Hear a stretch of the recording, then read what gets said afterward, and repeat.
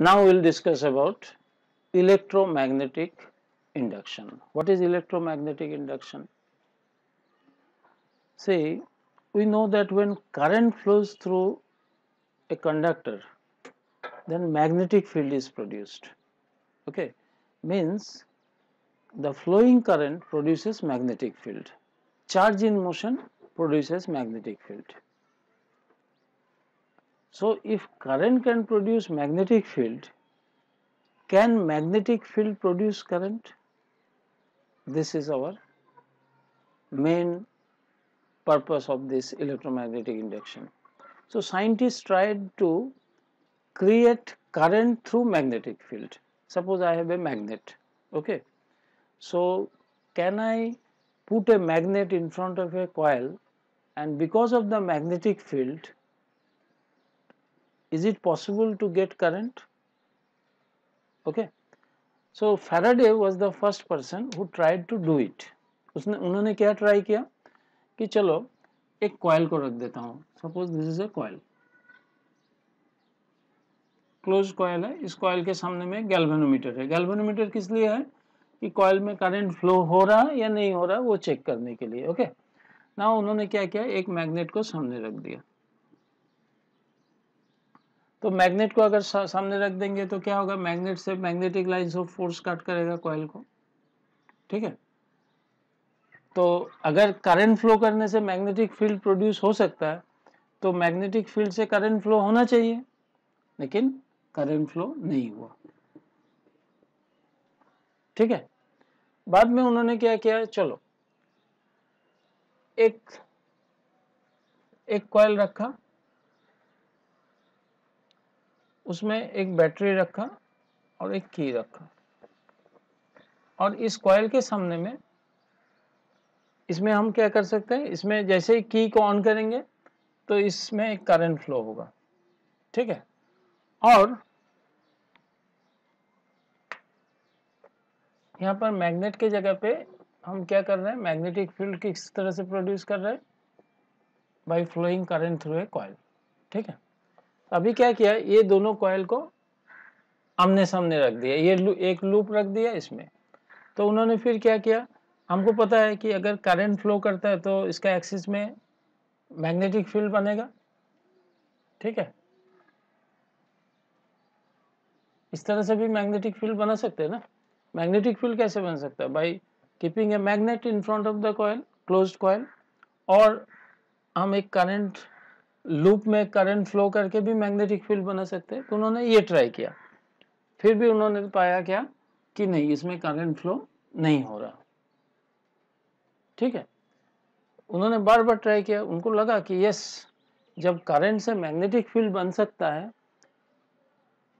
तो magnetic field से current भी बनना चाहिए, रिवर्स इफेक्ट. ठीक है.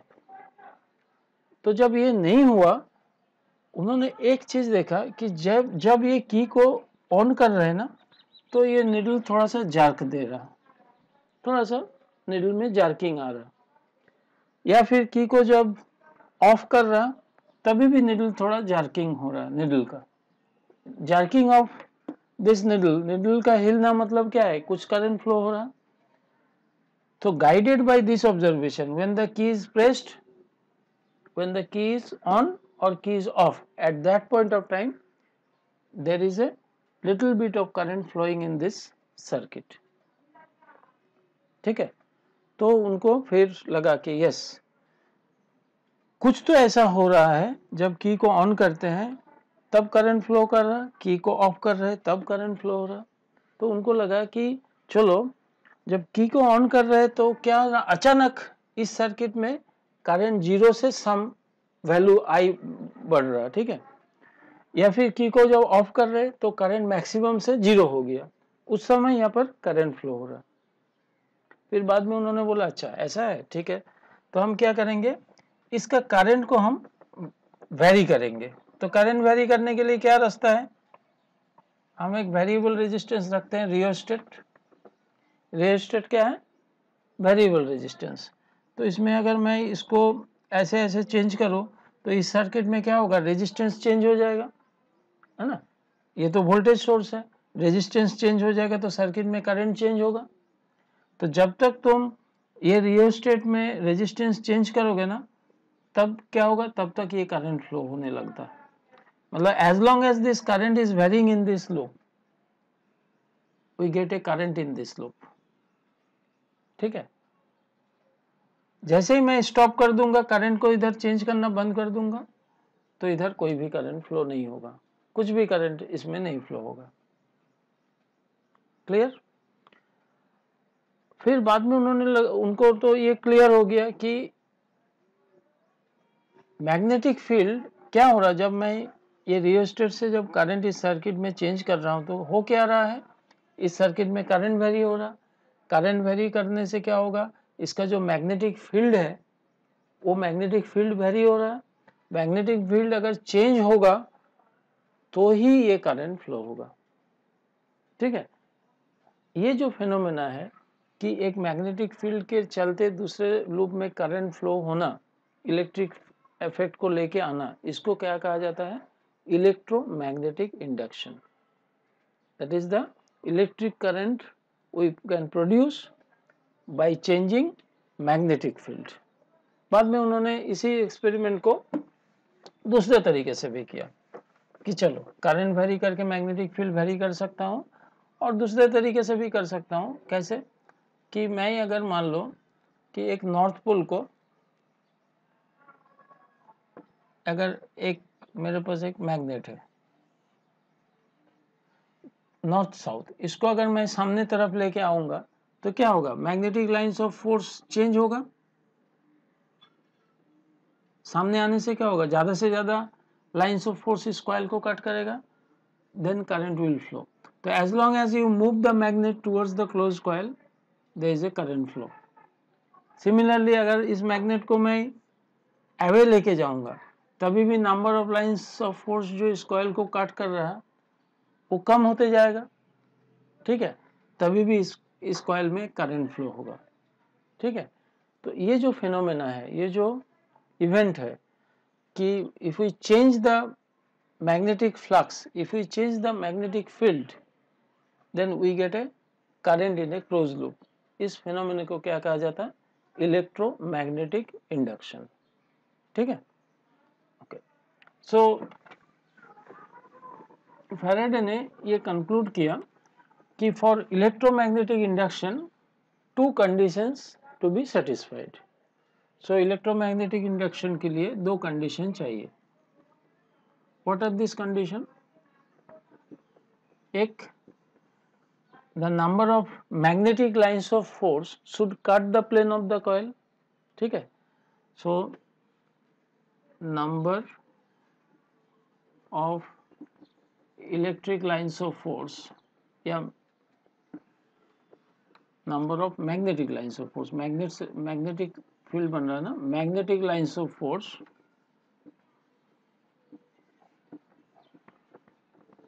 should cut the plane of the closed coil, cut the plane of the coil. This is condition number 1.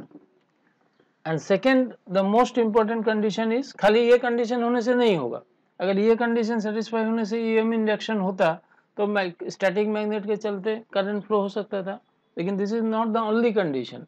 और एक कंडीशन सेटिस्फाई होना चाहिए, दैट कंडीशन इज दिस कि number of magnetic lines of force should very with time, it should be varying in nature, वो change होते रहना चाहिए। ठीक है, so the second condition is the number of magnetic lines of force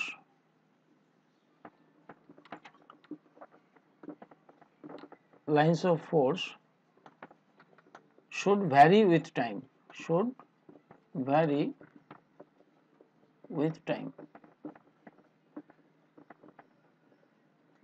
So in one sentence we can say if varying magnetic lines of force cut the plane of a closed coil, then we get a current in the closed coil. This phenomena is called electromagnetic induction. ठीक है, so these are the two conditions.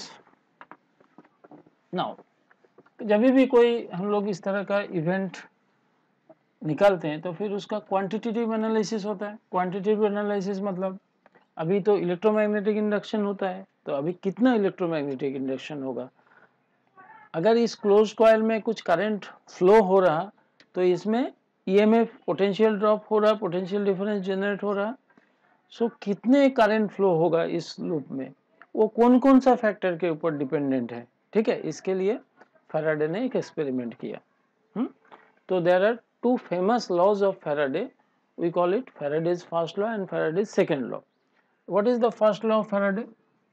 First law of Faraday's first law of electromagnetic induction, EM induction, short form में हम क्या लिखेंगे? EM induction, electromagnetic induction. इसमें उन्होंने क्या कहा कि अगर इस क्लोज कॉइल में ज्यादा नंबर ऑफ टर्न रहेंगे, तो क्या होगा? ज्यादा से ज्यादा मैग्नेटिक लाइंस उस कॉइल को इंटरसेप्ट करेगा, उसको कट करेगा, ईएमएफ भी ज्यादा इंड्यूस होगा, ठीक है। सो उनका फर्स्ट लॉ का क्या कहना है कि द इंड्यूस्ड ईएमएफ, जो ईएमएफ इंड्यूस हो रहा मैग्नेटिक फील्ड के चलते, is proportional to the number of turns in the coil, number of turns in the coil. ज्यादा टर्न रहेंगे तो ज्यादा इंड्यूस ईएमएफ क्रिएट होगा, ठीक है। सेकेंड उन्होंने क्या कहा कि जितने फास्ट तुम मैग्नेट को लेके जाओगे या रिसीड करोगे, मैग्नेट को लेके आओगे, या जितने फास्ट तुम ये जो रिएस्टर से उसका वेरिएबल रेजिस्टेंस को चेंज करोगे, उतना ज्यादा करंट फ्लो होगा। So electromagnetic induction depends on the rate of variation of magnetic lines of force, ठीक है। अभी मैग्नेटिक लाइंस ऑफ फोर्स को हम लोग कैसे बोलते हैं? Magnetic flux. फ्लक्स किसे कहा जाता है?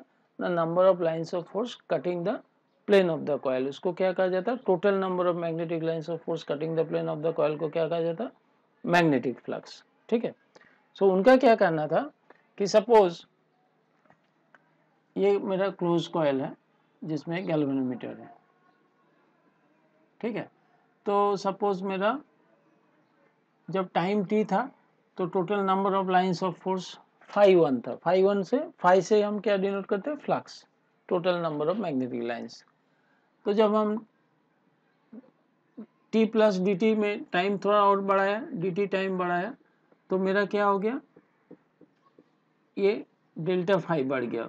मतलब मैग्नेट को सपोज सामने लेके आ रहे हैं, दूर में भी लेके जा सकते हैं, दोनों कंडीशन में ईएम इंडक्शन होगा। तो t में जब टाइम t था तो फ्लक्स 5 था, जब time t plus D T हुआ थोड़ी देर के बाद फ्लक्स हो गया कितना? 5 प्लस d5, ठीक है। तो डेल्टा टाइम में d5 फ्लक्स चेंज हुआ, ठीक है। तो डेल्टा टाइम में d5 flux, delta 5 flux change हुआ, तो यूनिट टाइम में कितना चेंज हुआ? डेल्टा 5 बाई डेल्टा टी, ठीक है। अगर नॉन यूनिफॉर्म है और लिमिट लिया जाए तो इसको हम क्या बोलते हैं? Rate of change of flux. तो फैराडे ने क्या बोला कि ये जितना ज्यादा होगा, जितना ज्यादा रेट से फ्लक्स चेंज होगा, उतने ज्यादा इलेक्ट्रोमैग्नेटिक इंडक्शन ईएमएफ प्रोड्यूस होगा। So the induced EMF is proportional to the rate of change of flux.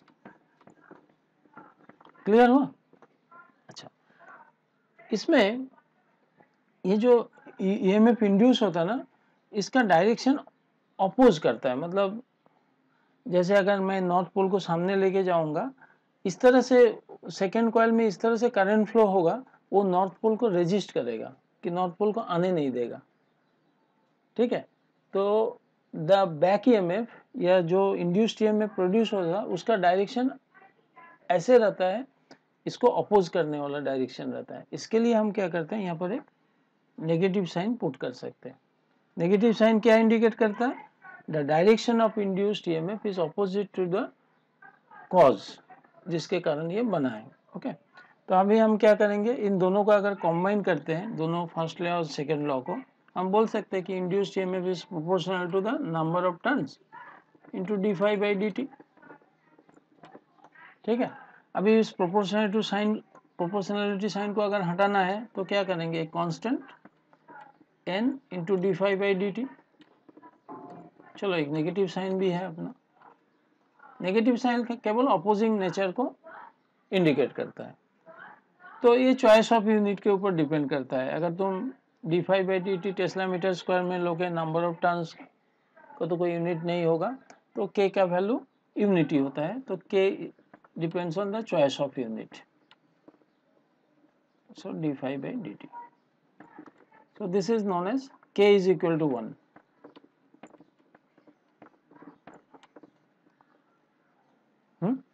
Now this is called Faraday's laws of electromagnetic induction. Clear हो गया? So you remember the condition. One is the magnetic flux should cut the plane of the coil. The second condition is it should vary with time. Okay. And as far as the magnitude of the induced EMF is concerned, it is proportional to the number of turns present in that coil, and it is proportional to the d5/dt. अगर बहुत fast लेके जाएंगे तो बहुत ज़्यादा current flow होगा, बहुत ज़्यादा इंड्यूस्ड ईएमएफ प्रोड्यूस होगा. क्लियर? नाउ ये हो गया इसका quantitative part of induced EMF. इसका डायरेक्शन भी होगा इंड्यूस्ड ईएमएफ, क्योंकि अभी देखो नॉर्थ पोल को मैं लेके जा रहा हूँ तो करंट किस दिशा में फ्लो होगा, क्लॉकवाइज होगा या एंटी क्लॉकवाइज होगा, ये भी एक ये भी एक डिस्कशन का टॉपिक है. तो डायरेक्शन ऑफ इंड्यूस्ड ईएमएफ को समझाने के लिए एक लेंजेस बोल के साइंटिस्ट है, तो लेंजेस का एक लॉ है, we call it Lenz's law of electromagnetic induction. उस लॉ से हमको पता चलता कि इंड्यूस्ड ईएमएफ का डायरेक्शन क्या होगा. सो let us study this topic, Lenz's law of electromagnetic, Lenz's law. इनका क्या कहना था, इनका बहुत फिलोसॉफिकल स्टेटमेंट है. इनका क्या कहना था कि the direction of induced EMF is such so as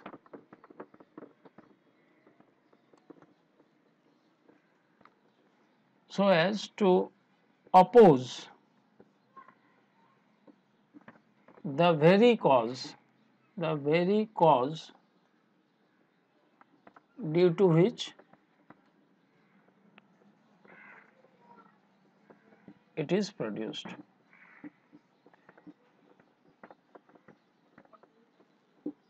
this is Lenz's law, एकदम फिलोसॉफिकल स्टेटमेंट. जिसके कारण इसका ये बना है उस कारण को ये अपोज करेगा.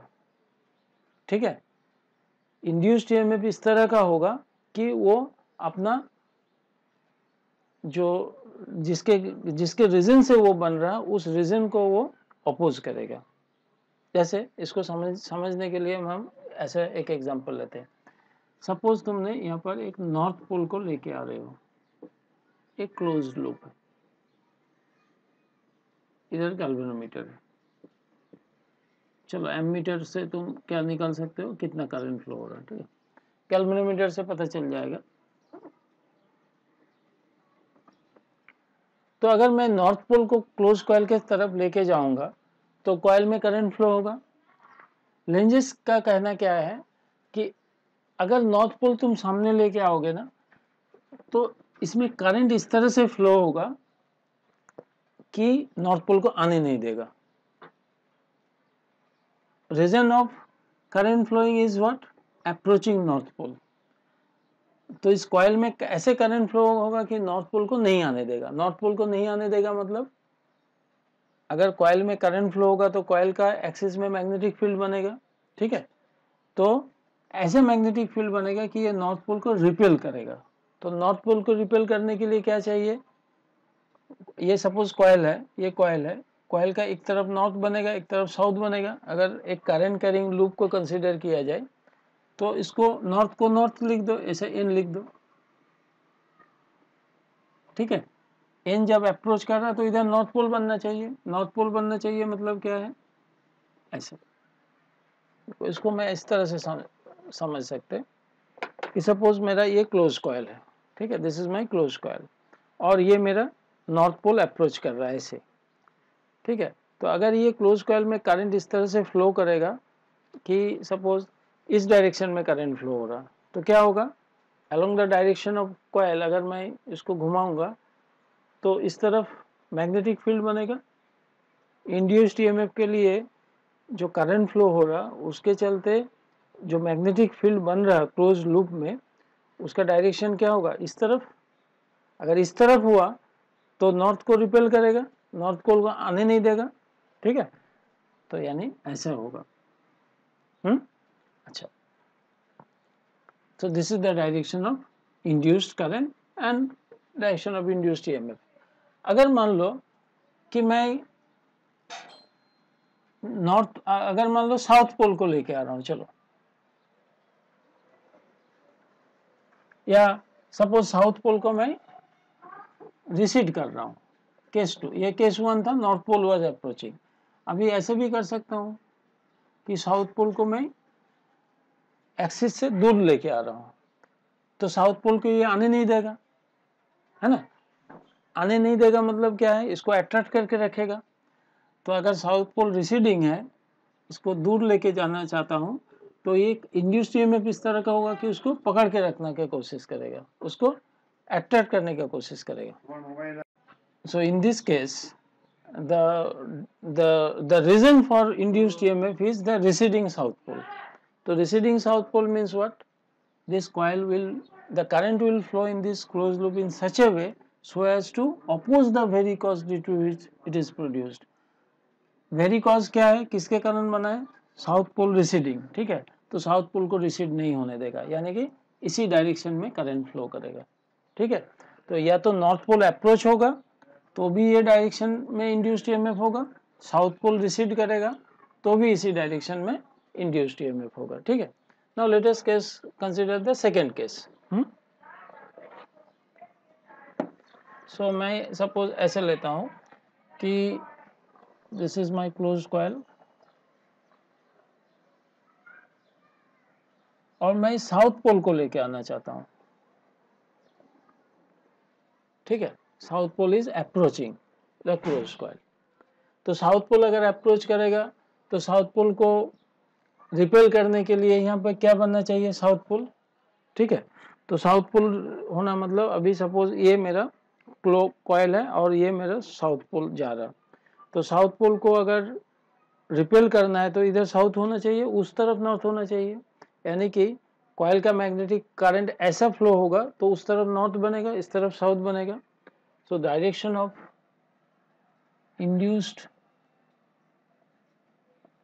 Induced current will be like this, ठीक है। एस लिख दो पहले, एस लिखने से पता चलेगा इस डायरेक्शन में करंट फ्लो होगा, ठीक है। When the south pole is approaching, the front face of the coil will look like a south pole, clear? Yeah, suppose north pole is receding, suppose मैं ये करता हूँ north pole is receding, north pole अगर coil से दूर लेके आ रहा हूँ तो इंड्यूस्ड ईएमएफ इस तरह का होगा कि नॉर्थ को आने नहीं देगा, नॉर्थ को दूर जाने नहीं देगा। कब हो सकता है, जब ये अट्रैक्ट करेगा, जब इधर साउथ पोल होगा। यानी कि दोनों केस में अगर साउथ पोल अप्रोच कर रहा या नॉर्थ पोल रिसीड कर रहा तो भी इधर साउथ पोल जैसे बनेगा, इंड्यूस्ड ईएमएफ इसी डायरेक्शन में होगा। इसमें भी क्लियर हो गया कि अगर साउथ पोल रिसीड कर रहा या नॉर्थ पोल अप्रोच कर रहा, इन दोनों कंडीशन में इंड्यूस्ड ईएमएफ का डायरेक्शन इस तरह का होगा कि फ्रंट वाला जो पार्ट है, फ्रंट वाला फेस नॉर्थ पोल जैसे बिहेव करेगा, ठीक है। तो this is called Lenz's law of electromagnetic induction. So what is Lenge's law? Lenge's law direction of induced EMF को बताते हैं। वो ये बोल रहे हैं कि जिसके कारण वो बना है उसको वो अपोज करेगा, ठीक है। This is Lenge's law of electromagnetic induction. तो अभी हमने क्या सीखा, what is electromagnetic induction, what is Faraday's law of electromagnetic induction, how to find out the direction of induced EMF using Lenge's law। अभी इसमें एक क्वेश्चन पूछा जाता है prove that Lenge's law is true. Okay, show that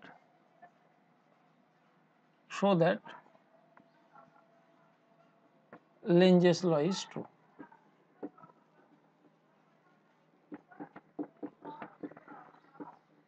ये correct है, ये prove करो। ठीक है, तो जब इस तरह का कुछ चीज हमको प्रूव करने देता है ना, तो हम कॉन्ट्राडिक्शन स्टेटमेंट लेते हैं, ऑपोजिट। चलो मान लेते हैं कि Lenz's law is not true. ठीक है, ये मान के चलते हैं, चलो ट्रू नहीं है, तो let us assume that the Lenz's law is not true. ठीक है, तो फिर अभी क्या होगा, देखो लेंजेस लॉ अगर ट्रू नहीं है तो क्या होगा, एक क्लोज लूप लिया, इसमें गैल्वेनोमीटर है, कनेक्टेड है। लेंजेस लॉ अगर ट्रू नहीं है तो नॉर्थ पोल को अगर मैं सामने लेके आऊंगा तो इसको अट्रैक्ट करना चाहिए, यानी कि इधर साउथ बनना चाहिए। मतलब डायरेक्शन ऑफ करंट इस तरह का होगा कि ये नॉर्थ को अट्रैक्ट करेगा। इसका मतलब ये है कि एक बार मैंने, अगर सपोज मैंने इसको एक रस्सी से इसको ऐसे बांध के रखा है, ठीक है, दिस इज ए स्ट्रिंग। ठीक है, स्ट्रिंग में मैं इस मैग्नेट को सस्पेंड किया और थोड़ा सा पुश कर दिया। जैसे थोड़ा सा पुश कर दूंगा तो क्या होगा, ये नॉर्थ पोल सामने आएगा, इसमें करंट फ्लो करेगा, करंट फ्लो करेगा तो ये साउथ बनेगा, साउथ बनेगा तो और अट्रैक्ट करेगा, और अट्रैक्ट करेगा तो इसका वेलोसिटी बढ़ेगा, ये और नजदीक आएगा।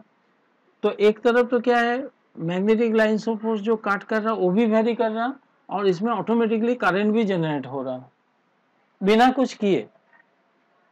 खाली एक बार पुश करके छोड़ दिया, फिर ये क्या करेगा, इतना वेलोसिटी बढ़ जाएगा कि कॉइल का मिडिल में आके फिर आगे आगे बढ़ेगा।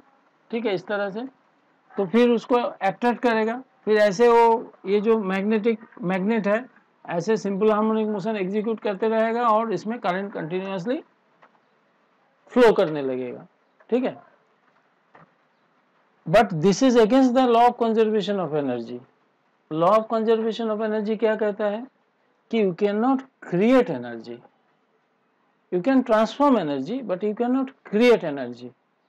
तो अगर मेरा लेंजेस लॉ ट्रू नहीं है, मतलब नॉर्थ पोल लेके आने से यहाँ साउथ पोल बनेगा, तो law of conservation of energy भी ट्रू नहीं है, क्योंकि अगर इस तरह का हम, ऐसे तो प्रैक्टिकली होगा नहीं, और अगर ऐसा लेंजेस लॉ अगर फॉल्स है तो law of conservation of energy भी फॉल्स है। मतलब इस तरह का मैं एनर्जी क्रिएट कर सकता हूँ, परपेचुअल एनर्जी मैं इस तरह से ऑटोमेटिक जनरेट कर सकता हूँ, but law of conservation of energy is true, is a established fact, it can not be wrong. तो हमने क्या कॉन्ट्राडिक्ट कर दिया कि अगर लेंजेस लॉ फॉल्स है तो law of conservation of energy भी फॉल्स है ना। तो चूंकि law of conservation of energy is not false, it is true, है ना, एस्टेब्लिश्ड फैक्ट है, इसलिए अपना जो एजम्पशन था ये रॉन्ग है। एजम्पशन क्या था, लेंजेस लॉ इज फॉल्स, तो अभी एजम्पशन रॉन्ग हो गया, मतलब लेंजेस लॉ इज ट्रू। तो इसका नोट्स है, इसका स्क्रीनशॉट लेगो, तो ये सब लिखने का, क्योंकि मैंने कहीं भी ज़्यादा लिखा नहीं नोट्स के लिए। Okay, so you can take it. Now ये हो गया Lenz's law. Now will study about self induction.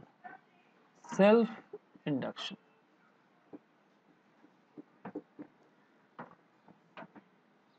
what is self induction? Suppose मैंने एक कॉइल लिया है,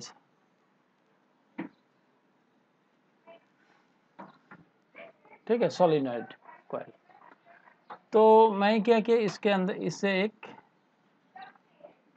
इसमें एक करंट फ्लो कर रहा हूँ। जैसे मैं की प्रेस करूंगा तो करंट इधर फ्लो होगा। जैसे ही करंट फ्लो होगा तो इसका एक्सिस में मैग्नेटिक फील्ड्स जनरेट होगा, और इस कॉइल का जो सेकेंड टर्न है उसको कट करेगा। अभी जीरो से करंट जैसे ही बढ़ेगा तो ये फ्लक्स चेंज होगा। जैसे ही फ्लक्स चेंज होगा तो क्या होगा कि इसमें एक इंड्यूस्ड ईएमएफ प्रोड्यूस होगा। इस फेनोमेना को कहा जाता है सेल्फ इंडक्शन, मतलब अपने से ही इंड्यूस करना, self induction.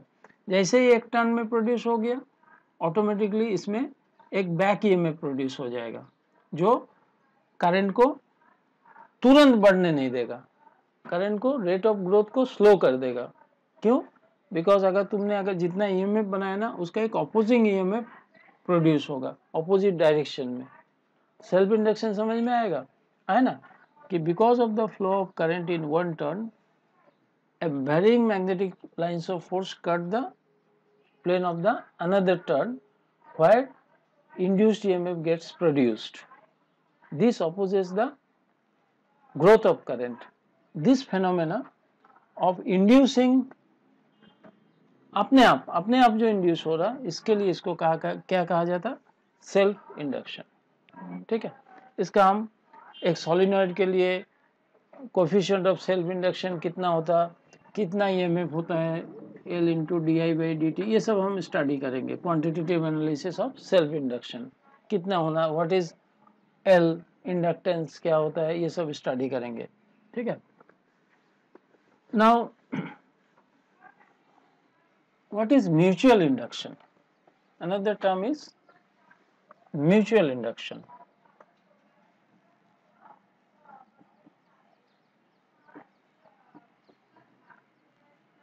Mutual induction, mutual induction क्या है? Suppose we have one coil, we have a voltage source here,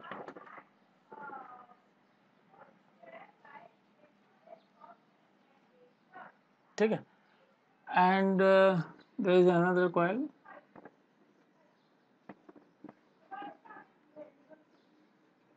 now इसमें अगर मैं वेरी करूंगा करंट, इसमें मैं वेरी करूंगा तो क्या होगा?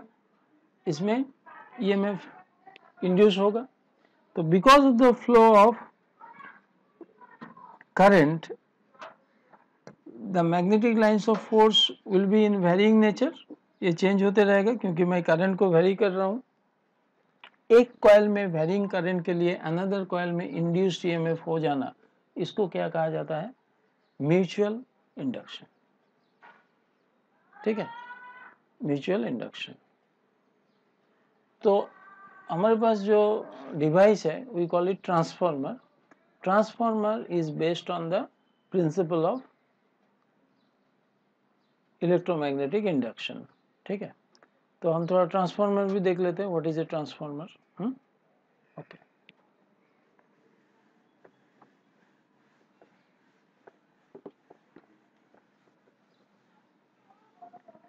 ट्रांसफार्मर में कैसे रहेगा? ट्रांसफार्मर क्या करता है? ट्रांसफॉर्म्स, लो वोल्टेज को हाई वोल्टेज में कन्वर्ट करना या हाई वोल्टेज को लो वोल्टेज में कन्वर्ट करना, that is the purpose of transformer. ठीक है,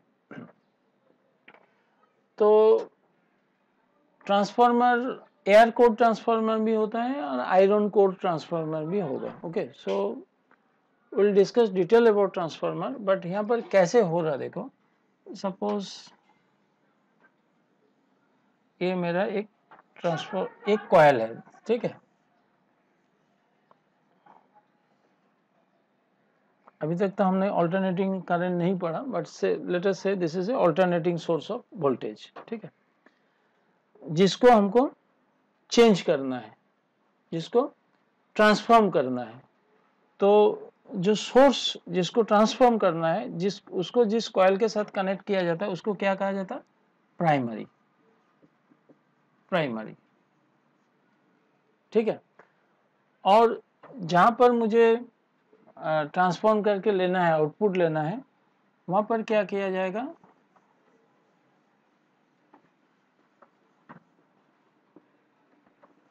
this is called secondary, this is secondary coil.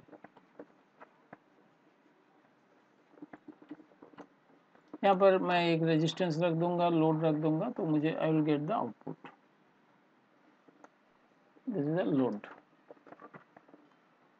अभी होता क्या है ट्रांसफार्मर में, जैसे ही ये मेरा वैरिंग करंट फ्लो होगा तो ये क्या करेगा? Varying magnetic lines of force produce करेगा and it will cut the plane of this coil, और इसमें भी करंट वैरी होते रहेगा। ठीक है, सो ऑटोमेटिकली प्राइमरी में करंट फ्लो करने चलते प्राइमरी में जो वैरिंग करंट फ्लो करने से जो varying magnetic lines of force produce हो रहा है, so that will cause current in the, that will induce EMF in the secondary coil, ठीक है। So this is transformer. Transformer में क्या रहता है, number of turn in the primary, number of turn in the secondary, ठीक है। तो अगर दो तरह का ट्रांसफार्मर होते हैं, उस सब डिटेल में हम लोग पढ़ेंगे। एक स्टेप अप ट्रांसफार्मर, जो जिसमें कि इनपुट वोल्टेज का जो वोल्टेज है उसको बढ़ा देता है, स्टेप अप, है ना। वोल्टेज कम रहेगा उसको बढ़ा के देगा, आउटपुट में वोल्टेज ज़्यादा मिलेगा, करंट कम हो जाएगा लेकिन वोल्टेज ज़्यादा हो जाएगा। और एक होता है स्टेप डाउन। स्टेप डाउन मतलब ये हाई वोल्टेज रहेगा लेकिन सेकेंडरी में नंबर ऑफ टर्न्स कम होने के कारण इधर मेरा जो आउटपुट वोल्टेज है वो कम हो जाएगा, ठीक है। अच्छा, कब हम लोग आयरन कोर ट्रांसफार्मर यूज़ करते हैं, कब हम लोग एयर कोर ट्रांसफार्मर करते हैं, क्योंकि जब भी हम आयरन कोर ट्रांसफार्मर यूज़ करेंगे, आयरन कोर मतलब ये मेरा कोर ऑफ द ट्रांसफार्मर है। तो मेरा जो है ना बहुत सारे प्लेट्स बन के ट्रांसफार्मर बनता है, एक के बाद एक ऐसा प्लेट बनता है, ठीक है। प्लेट एक के बाद रख के, तो इससे क्या होगा, ये मेरा प्राइमरी है, प्राइमरी में अल्टरनेटिंग सोर्स है, ये सेकेंडरी है, तो इसमें लोड है।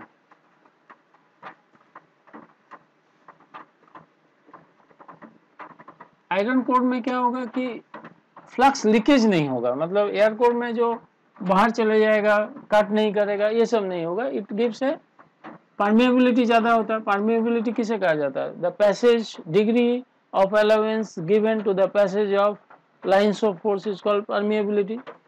तो एयर आयरन कोर ट्रांसफार्मर में क्या रहता है, इसको से पैसेज मिलता है और ज़्यादा से ज़्यादा magnetic lines of force secondary coil का प्लेन को काट करता है। बट इसका कुछ डिसएडवांटेज भी है, गर्म हो जाएगा, लॉस होगा, eddy current loss, hysteresis loss, बहुत सारे लॉस है, टेम्परेचर होगा। तो डिपेंड करता है किस जगह पे हमको आयरन कोर ट्रांसफार्मर यूज़ करना है, किस जगह पे मुझे एयर कोर ट्रांसफार्मर यूज़ करना है। But transformer is a device which is based on the condition of electromagnetic induction, ठीक है। So let us see what we have studied today. So this is electromagnetic induction. तो हमने ये देखा electromagnetic induction का, correct, Faraday's experiment. Faraday's experiment. Then उन्होंने ये conclude किया Conditions that must be satisfied for electromagnetic induction. Correct. Lenz's law. Lenz's law क्या करता है, डायरेक्शन ऑफ इंड्यूस्ड ईएमएफ देता है, ओके। सो कब कौन डायरेक्शन में इंड्यूस्ड ईएमएफ होगा, ठीक है, अकॉर्डिंगली।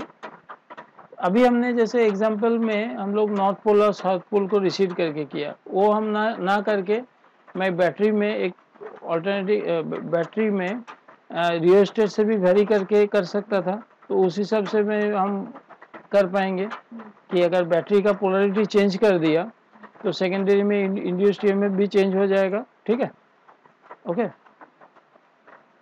फिर हमने Faraday's laws of electromagnetic induction का क्वांटिटेटिव एक्सप्लेनेशन कितना होगा, नंबर ऑफ टर्न्स के साथ प्रोपोर्शनल है, rate of change of flux के साथ प्रोपोर्शनल है, वो देखा।